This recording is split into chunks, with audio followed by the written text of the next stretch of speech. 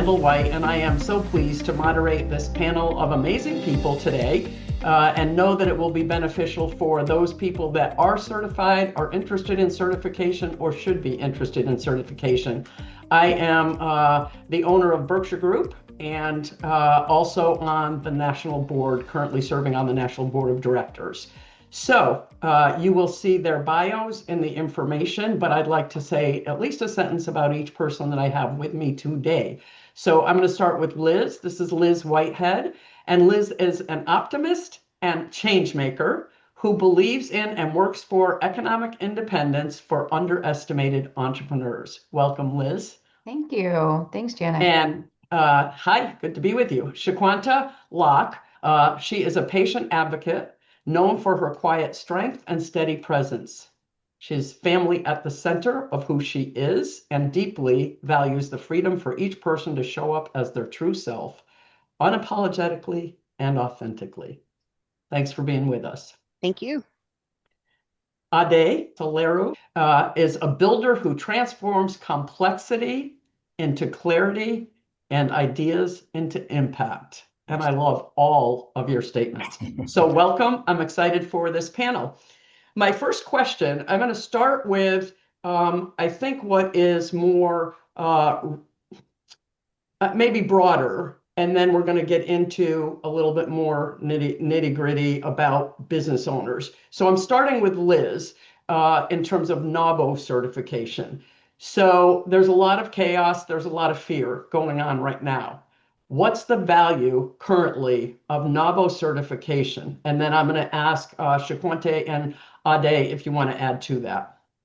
Sure. So I think the fear is that in the current environment, that not only are there, programs and things that are being dismantled, but that it's actually a disadvantage to signal yourself out as a woman-owned business.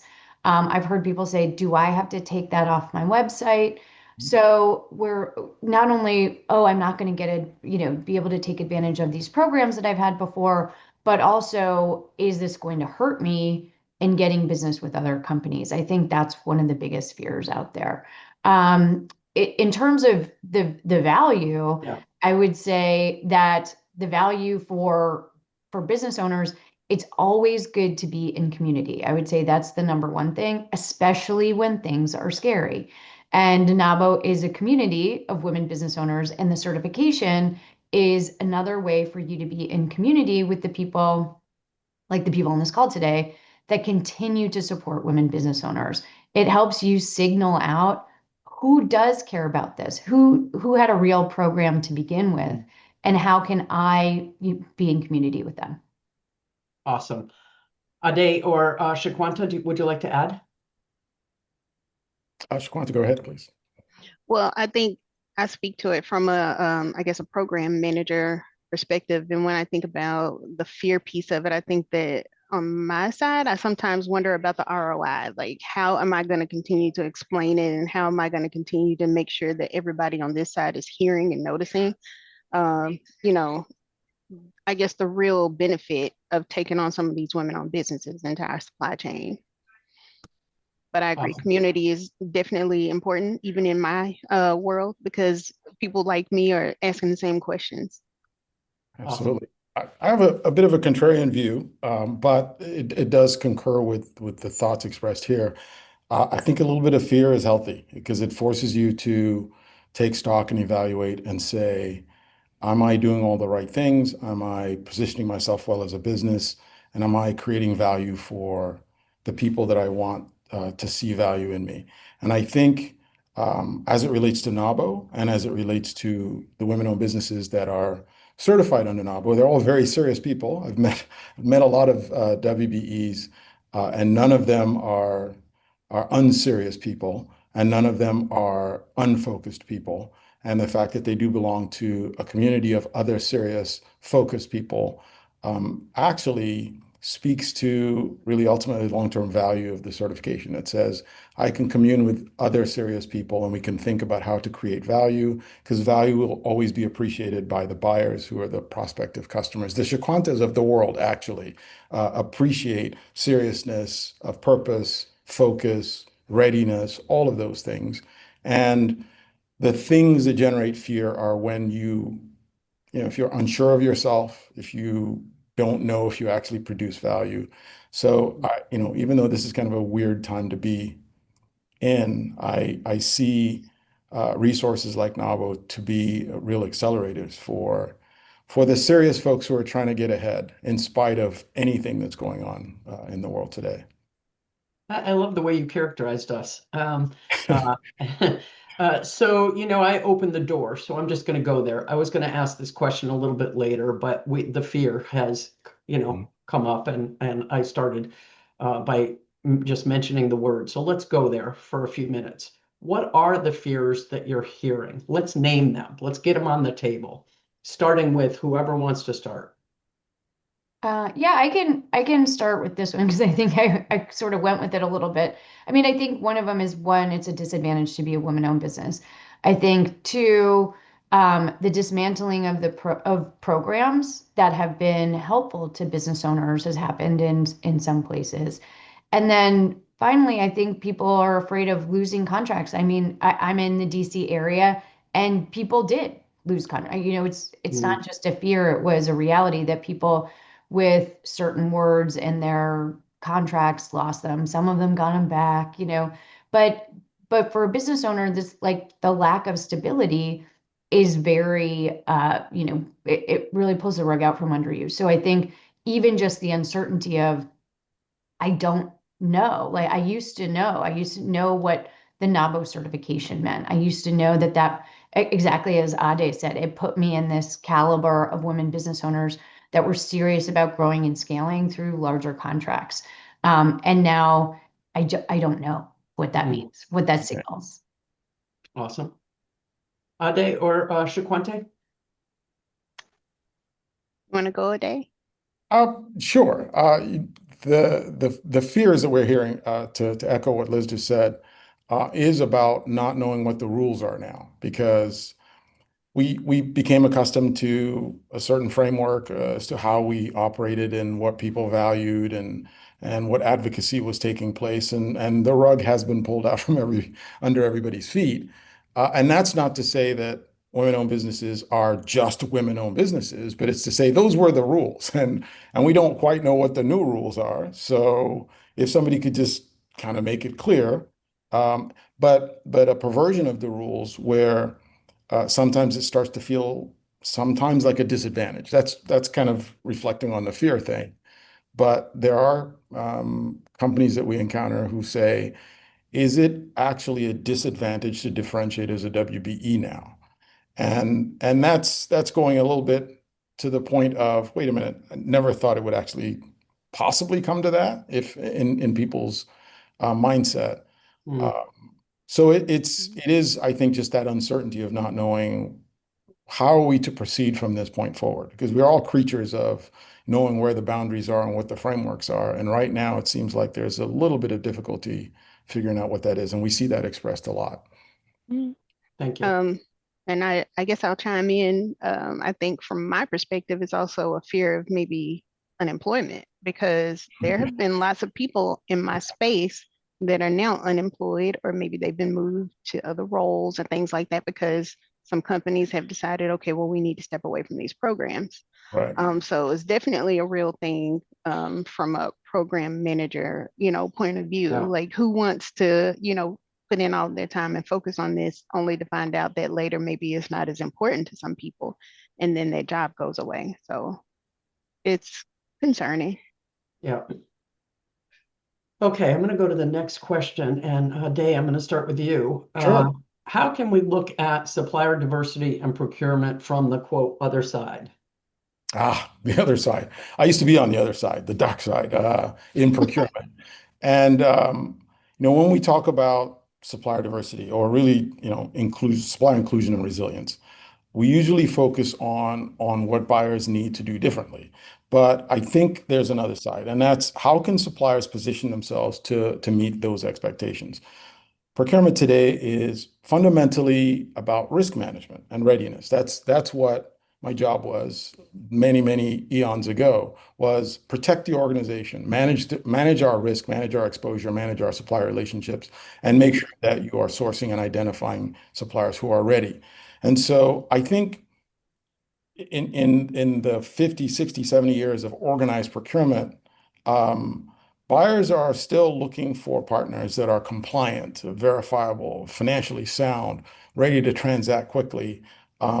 Those serious women-owned businesses that I was referring to earlier are exactly that. So the opportunity is not just to be seen. That's not all that NAWBO represents, for example, but NAWBO is helping organizations to be ready when that visibility turns into demand. When the buyer says, okay, I know what I need.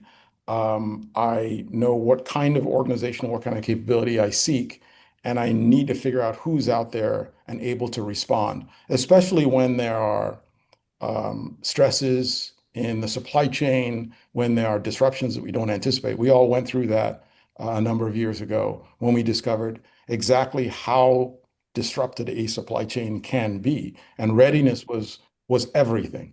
And as we go into more and more uncertainty in the marketplace, I think that idea of readiness and that idea of having business-ready companies that are able to satisfy requirements and can be agile, et cetera, I think that's really where the other side is now focused. That's where the other side is investing their time, and that's where they're training their lens to say, I'm looking for people who can be this.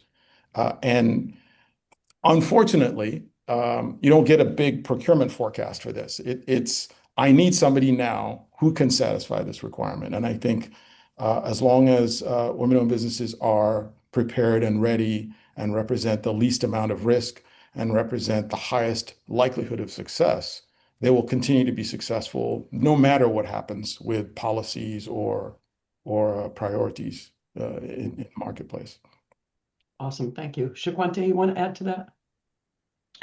Sure. So I think when I'm considering, the other side of things, I'm thinking about the other side of all of this change, right? So what does it look like going forward? And I think that everybody has learned to pivot. And I think that we can take all of these lessons that we've learned so far and lessons that maybe are kind of happening with other organizations or things like that, and take that and use that level of change to make some steps going forward.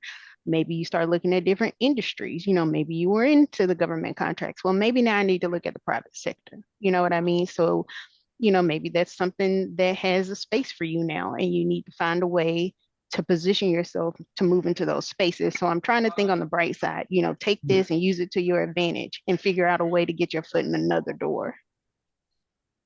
Absolutely. Great segue into my next question, starting with you, Shaquanta, and that is, what's been put in place to replace what's been removed? I will say what I've noticed so far is a change in language, so maybe some people are not saying that we're, counting spend. We're looking at, I don't know, behaviors, things of that nature, how many opportunities are these companies getting, things like that. But then also you have people saying, okay, well, now we're not going to focus on a diverse business. We're going to look at small business. That's been one of the larger things that I've seen, because it's all still the same, it kind of goes back to the previous question, like these are changes that we've experienced, and they're not a bad thing. It's just saying, okay, well, you say small, I say small as well. And so let me just figure out how to make it work. So I've noticed more language changes and ways to report and maybe position yourself as being different now. We're looking at more economic impact. And again, it's not a bad thing. We need to see, the work that we're doing and how it's impacting the people around us in the different regions where maybe we have facilities and things like that. Yep. Thank you. Anybody want to add? I know we've seen, we're a purveyor of tools, and for a long time, some of what our clients measured was spend. How much have you spent with women? How much have you spent with minorities? And weirdly, that's not always accessible because people can't necessarily connect, especially if it's a different demographic group than you're in, and so on and so forth. But some of this shift. How much have you spent with small businesses? Small businesses represent something like 90-something% of the businesses in this country, employ more than half the people in this country. And so people can connect to small.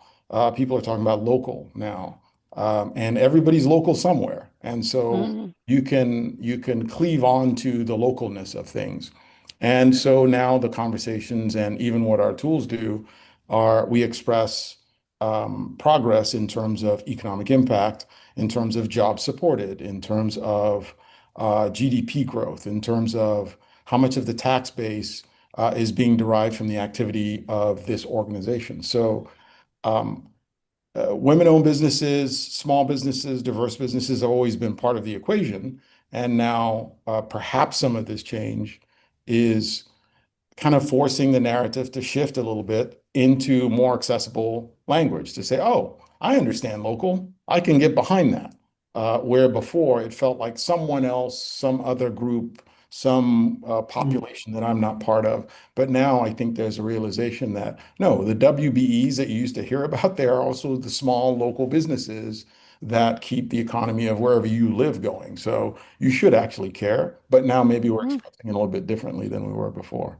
Yeah. I Interesting. want to piggyback on that because I was on a call earlier this week where someone said, it's a good thing we all know what we're talking about because if somebody else came here to listen to us, they'd think we were from another planet. Like WB, MBE, Right. NMSDC, NAWBO, right? All the There's a lot of acronyms. acronyms we got Yeah. really mhm, comfortable with. And as a way of, for organizations that are about inclusion, that kind of stuff does exclude you, as opposed to Shaquante said economic impact and you said Right. job growth. And those are things that people can understand. So mm, I think that's absolutely true. And I think the impact piece of it is going to be important too. People understand impact on their local community. Um, mhm. Awesome. Then, I'm sorry, and I did want to add, I think it's funny because all along we've been doing this and Right. we have been focusing on these things. Right. It's just that people, when you use certain words, then people kind of turn the ear, the hearing off. Yeah. But when you Yeah. use these words, it's like, okay, well, yeah, I can get along with that. Well, you would have been along with it before. You just didn't like the language that I was using. You know what I Right. mean?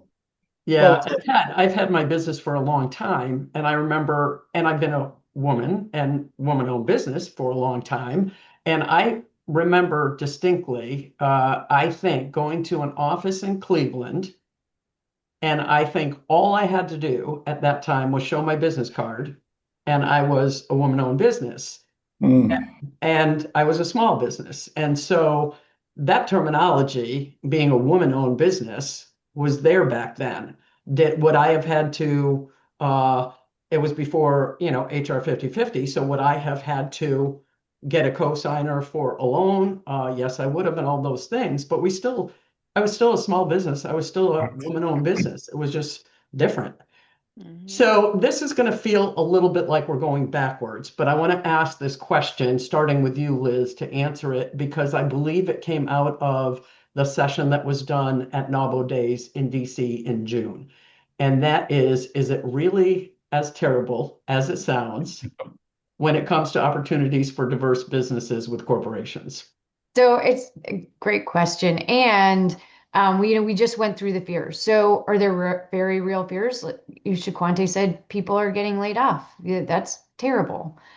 So there are terrible things happening. And I think just like we said about the language of, to bring it down to small and local, I think you have to look at it opportunity by opportunity, company by company, not just the narrative that we heard, especially at the beginning. I think it was really scary at first when you heard big companies that had very good supplier inclusion and development programs pulling back. Like, we're not going to do this, we're not going to count it anymore. And it just seemed like every day there were new people, new organizations, new companies coming out and saying they weren't going to do that. So that was scary. Um, and destabilizing. But then as I talked to individual people and places, some of those companies that had very public rollbacks, the people I talked to in supplier inclusion were like, I got a promotion. I have 6 people working under me. Um, we call it something different, to Shaquante's point again, like we call it something else, but we're still doing it. Are there terrible things out there? Absolutely. Is everything everywhere all at once terrible? Not necessarily. And there are still some places, some opportunities for standing out, for distinguishing yourself. And again, NAWBO is an organization that can help you see, okay, someone showing up to a NAWBO event, they care. You know, someone's sponsoring, someone's willing to, table here. That means they care, their organization cares, there's still resources behind it. I don't know if any of you know the statistics, but I was in a room not long ago with, it was a WeBank. One of the panelists was a WeBank RPO person, regional partner organization, to your point about they wouldn't know what we're talking about. The secret language. And she made the comment that of the 100 and some companies that partner with them, most of them were doubling down, and they had only two that basically kind of walked away. Two out of 180, I think it was some big number. I don't know if any of you guys know the statistics, but I think it's important for people to hear that, what you just said, Liz, which is many have grown their functions, doubled down. They're still doing the same work. And Shaquanta, maybe we should come to you on this also. They're still doing the work. It's just called something else. And she also made the comment that we didn't always have, as all of you have said, we didn't always have the initials. We didn't have the initials. We were still doing the work. We've been doing it forever. Anybody want to comment on any of that? I'm going to jump in before Shaquanta does, because I mean she is in the trenches of this, but I can say, and this is maybe to compliment her a little bit as well while I'm making my point. People like Shaquanta have always been creating opportunities for resilient supply chains. And the label Say that one more time. creating resilient supply chains. What she does on a daily basis is to make sure that the oxygen that makes the engine run is available so that the engine can run efficiently and effectively. And that means going out and developing new suppliers, creating opportunities for suppliers who might not otherwise have a chance to actually show up and maybe represent added value for her employer and so on and so forth. It happened to be called supplier diversity at one point in time, but it was actually simply part of the risk, compliance, and resilience organization at her company. And there are lots of people like her who we fundamentally just pigeonholed them because of the label and because it had an emotional tone to it where you say, I want to do right by minorities or women or veterans. But what they're really doing is they're serving a corporate purpose. And I use the oxygen analogy because one of our clients who faced with, the difficult decision of what do we do now that this has become a topic of conversation, they said, this is literally like asking me, should I reduce the oxygen level in the room?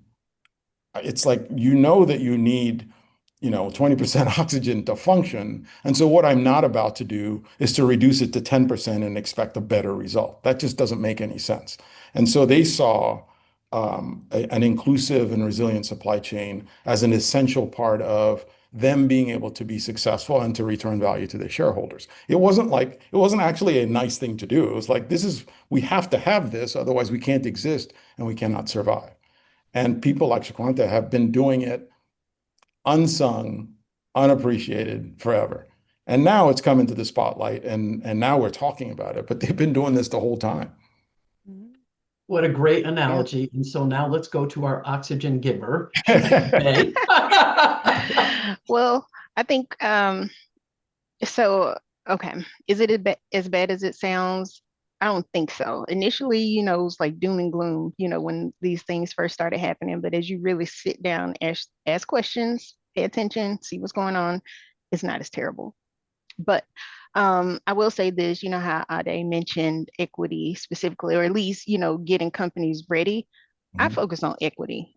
So I will say, did our program name change? I changed it because I saw the writing on the wall, or at least I thought I did. And so last year I made the change before any of this was really happening, because you kind of tell it was on the way. But I was like, my main focus is equity. I just want the companies that are interested in doing business with Volkswagen, to be prepared. We don't do business the same way as the other OEMs. We don't have the same requirements, and we have our own set of acronyms here, and we just spout them off and think people know them, and they don't. And so my main focus has been, I'm trying to get these companies to a place where they can compete with these companies. Right. That is all I want to do. I want to make sure that when they walk in the room, that they can answer the questions, they know the acronyms or whatever the case may be, because they need to know that so that people take them serious. I was a buyer here for too long. I know what people think when you walk in the room and you don't know something and we're like, oh, this guy, you know what I mean? Like, I want to avoid that. And so that's where my focus has been, to make sure that we have an equitable situation so that our supply chain, can persist. We don't want monopolies and things like that.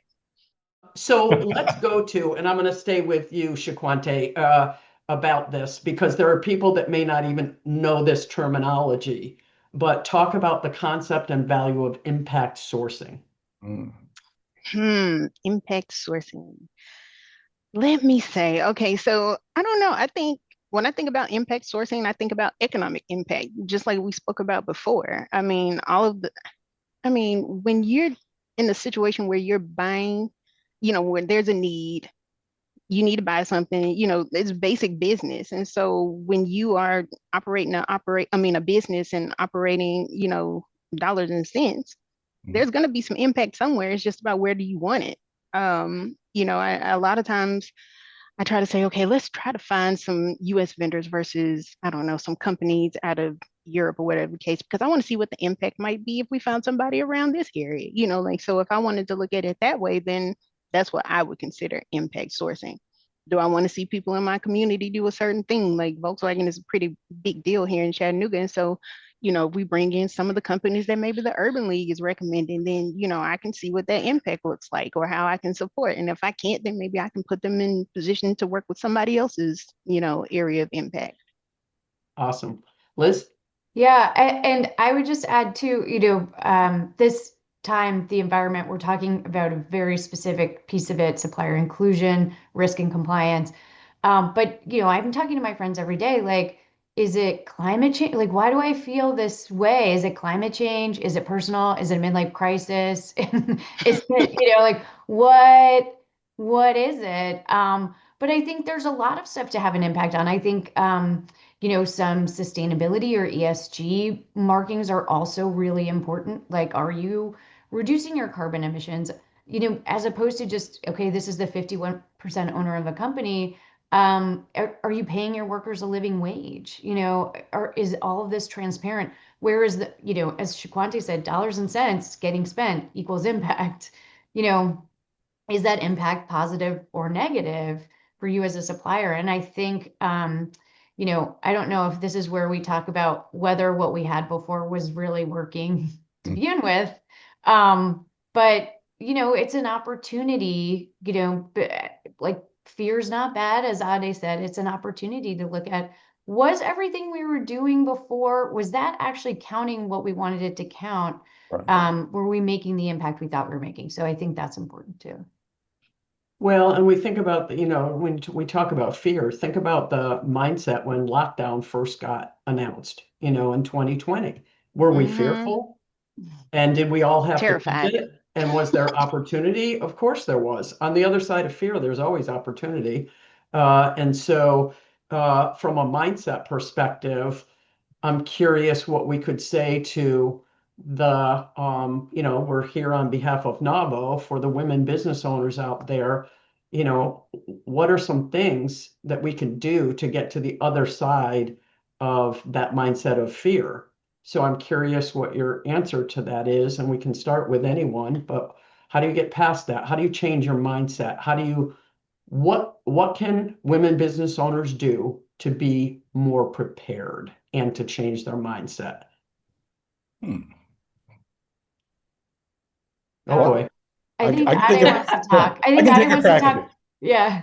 I can take a crack at this. I mean, first of all, and I was going to make this point a little bit earlier, and you were describing walking into that office building in Cleveland. Besides the fact that you're a woman and you own a business, you're a business owner at the end of the day. Bingo. And so a lot has been made of what kind of business owner am I?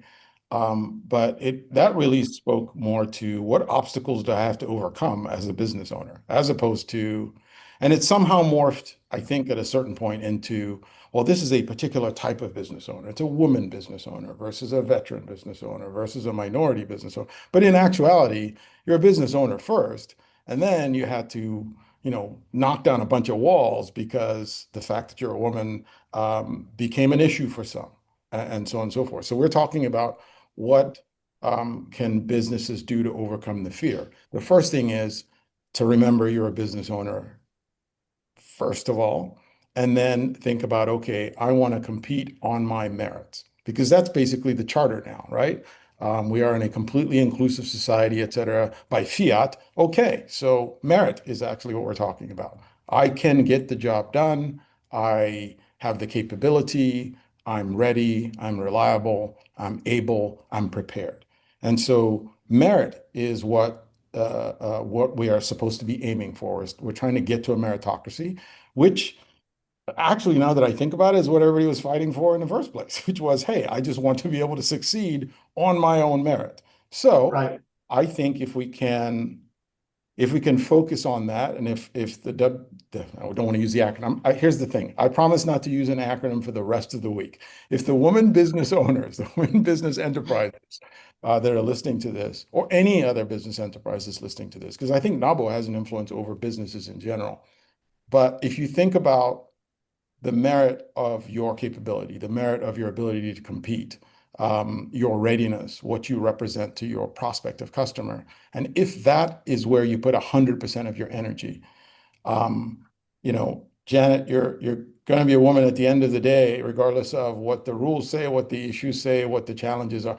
And you're going to be a business owner, and you're going to be a business owner that's trying to compete, as is Liz. And when Shaquanta looks at a woman-owned business, she's looking for a business first. I know this because we had a conversation about Volkswagen's process by which they evaluate and assess businesses. And I can guarantee you, they don't say, hey, you know what, their quality is kind of poor, but they're woman-owned business, so we'll overlook that right now. That's not anywhere in that book or in that training. So I think there is an opportunity here. It does require a little bit of steely resolve, as it were, to get through the uncertainty, the fear, the reality of people losing jobs. But people lose jobs when there are pandemics out. So that had nothing to do with race or gender. I think it's just, if there's any group of people that are suited to get through this, I think it's these very, very serious women business enterprises that I run into at conferences, events, meetings, online, in calls, because women-owned businesses have already had to run through a field of broken glass to get here. So this is nothing. This is just, okay, we're going to compete on merit now, which I think, as I said, everybody's wanted to compete on merit forever. And now if that's the law of the land, then so be it. That's kind of how I see it. We need to also have you add to your serious fun. With NAWBO, we have a lot of fun also, but you've said serious many times so far. I use And we are serious. serious because I've never met a more focused group of people. I mean, you have fun while you're being serious, but That's very true. my mother was a woman-owned business owner, and she had to keep her business running, deal with the discrimination that came with being a woman in a male-dominated world, and still be successful. And she managed to do all of those things. All I saw was it was my mom, and she was always focused and always thinking and always trying to figure stuff out. It's only as an adult that I realized that she was being a business owner in very adverse conditions. And I've taken that as a big internal driver for myself, to say, yeah, doing business is hard. And for some people, it's even harder than for others, but they succeed in spite of all of that. And that's all that really ever matters. Yeah. Shaquante, what would you like to say about how can women business owners be more prepared and shift that mindset? I mean, I feel like Ade answered the question totally. I don't even know how I can follow him. I was just thinking, in my opinion, the merit has always been there. I think that now just being a woman is like a cherry on the top. You know what I mean? Like imagine watching a football game and you don't know it, but there's a girl running all the good plays. You know what I mean? You don't know it until they show it. You know what I mean? So I don't know. I just think that women have the ability to always survive and they're going to figure it out either way. We always figure it out. That's just the way it is. But yeah, I feel like they answered it. I mean, the merit has always been what we were looking for, is what's been happening. I don't think anybody has been surviving on any of these contracts just because they were put into a box. They were doing it because they could do it, you know? Any additions, Liz? I would just say, yeah, if that was your fear, if your fear was you were going to get NAWBO certified and then you weren't going to get a million contracts right off the bat to your inbox, don't worry about it because that was never going to happen anyway. It has nothing to Exactly. do Right. with where we are right now. That's not the way it ever worked. So I would say that, and then also too, there's a macro situation, but really evaluate your opportunities. Look into your opportunities. Are these companies, supporting you? Are there opportunities there? Because I think you can paint with broad strokes and feel like it is doom and gloom. But when you talk to people and build those relationships, which is how it gets done anyway, you'll find that there's still opportunities out there. Definitely. So I have a question for all of you, and that question is, what's a question that we should be answering here that we haven't yet, if anything? I don't know. I think for me is what can you do to make yourself seen? Because sometimes that's the first step. There are so many companies, and I can just speak from experience, that just reach out and they're like, hey, I do A, B, and C. Well, lots of people do A, B, and C. What is it that you do or that I can say to somebody on the, I don't know, investment team that's going to make them want to listen to you? So you have to figure out like what's your thing? How am I going to see you so that I can get you seen, by the people who make the decisions. Absolutely. Awesome. I have a question, but it's a plug. It's a shameless plug, but actually it has its underpinnings in fact and reality. Are you onboarding ready? And that's a concept that we promote. But as a company, I remember when we wanted to do work with certain types of organizations, and we got some advice from somebody who says, "Well, you're going to need to be ISO certified." I thought, man, ISO certification, all right. And that was a great expense and a lot of pain, and we became ISO certified. And then we got another piece of advice that says, well, you need to be SOC 2 Type 2 compliant because of the nature of your business. And that's even more painful. Right. And nobody, by the way, is going to pay you up front and say, I want you to go do all of these things. Here's some money. You have to invest in yourself to be ready for the opportunity that you hope and pray and try to make sure occurs. But that's the investment. So as to the question, are you ready in general, or are you onboarding ready? Have you done an assessment of the business you're in, a clear-eyed evaluation of what you look like relative to the people you're competing against? If the people you're competing against, in our case, if they were ISO certified and SOC 2 Type 2 compliant, we could rest assured that we would never be able to catch up with them or beat them on a regular, consistent basis. So we had to get ready for the market that we were in. And sometimes that means looking at yourself in a way that reveals weaknesses, areas that you are not quite competitive, and then you have some decisions to make to say, am I deluding myself to think that I'm going to be successful at this because I'm not ready in these ways, and so on and so forth. And then when the Shaquantas of the world come calling and they say, I think there's an opportunity for you, but you're going to have to jump through a bunch of hoops because everybody does. Are you going to be ready to jump through those hoops? Do you know that the hoops exist? Do you know what they are? Have you invested and taken whatever training that lets you know what the hoops are and how to get through them? And I know that was kind of a long-winded answer, but it's the number one thing that we see that companies aren't totally honest with themselves, where they say they believe they're ready, they emotionally feel like they're ready, but there's nothing like an auditor to come in and tell you, you're not ready. Mhm.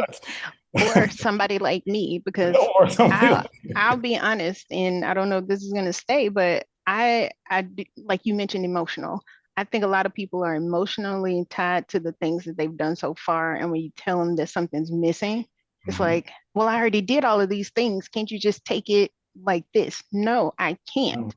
I'm not telling you that you need a website because it's going to make me happy. I'm telling you because nobody's going to be interested if they go looking for you to try to find out about your company and you don't have a website or Yeah. you don't have a domain and you're still using Gmail. I'm not trying to hurt you. I'm trying to help you. You know what I mean? So people have to be open to the critique, or at least I don't even think that's a critique. It's more so these are the requirements and these are things that I'm Correct. trying to tell you to help you. Yeah. That's correct. I know that when people fill out their information for NAWBO certification, they think it's a lot, and there is nothing that is asked that a business owner shouldn't already have Right. readily available to them to put. It should take an hour, to pull things together to put it in there. And so I'm amazed at the people that we talk to where you got to kind of coach them through. They're not asking you for anything that you shouldn't readily have available. Mhm. And Liz, take it an looked like you were opportunity. going to say something, Liz. Okay, I'm Oh, sorry. no, that's okay. I was just going to say, in terms of the questions we should ask, I think the other question, just going back to what I said at the beginning, which is, how are we going to get this information? Things are constantly changing. Things are, they're evolving. Maybe they're getting better, but how are you going to have this information? And that's why community is important. Having a community, being certified, you're going to be at the front lines of getting the information that NAWBO has, that these organizations have going forward. So that's what I want to say. Mhm. Awesome. As we bring this to a wrap, what is one comment, piece of advice, other than what we have already given, which is a lot, that each of you would like to make? Ade, I'm going to start with you. It's to maybe go back to the theme from before. I think you have to look at readiness as a competitive edge.